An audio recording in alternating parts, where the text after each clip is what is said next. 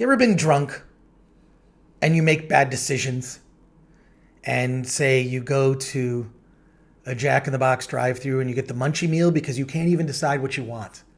Or you're at the buffet in Vegas and you're like, yes, I want the ambrosia salad and the mashed potatoes and pizza.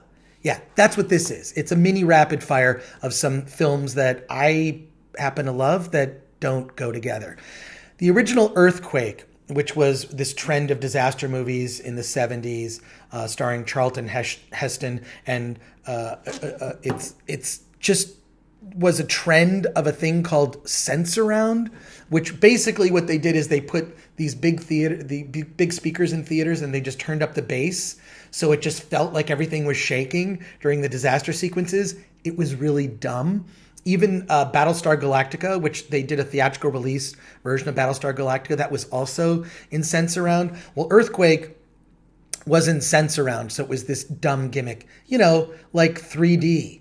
I think the only gimmick I actually like in terms of, I like movies in IMAX. I actually think IMAX movies work for me, but every other gimmick, not working, including Sensurround. It was kind of fun, but it's just a bizarre film that you need to see. Add it to your Charlton Heston movie marathon that you could do along with Omega Man or Planet of the Apes or Soylent Green. I don't know. I was just loved Charlton Heston as a kid, and this is just plain bizarre. Jesus' Son stars Billy Crudup in this drug film.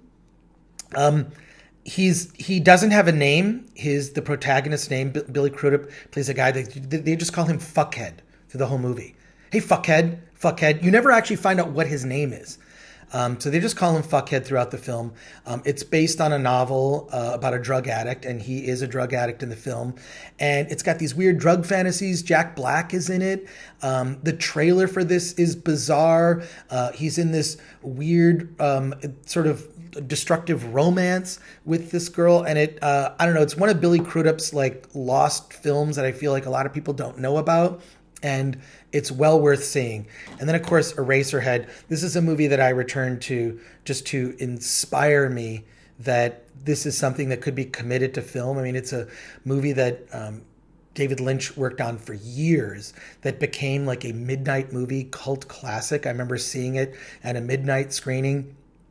That was when midnight screenings were, you would go to see a midnight movie and they would, everything from Pink Flamingos to Quadrophenia to like bizarre animated stuff to El Topo by Alejandro Jodorowsky. And I don't know, God, this Eraserhead is just like, it's one of those things where you can just put it on, you can start watching it at any point, and it's like a weird fever dream brought to life. So each of these films is interesting in their own right and worth checking out if you are feeling adventurous, like one would at a drive-thru or a bad buffet in Vegas.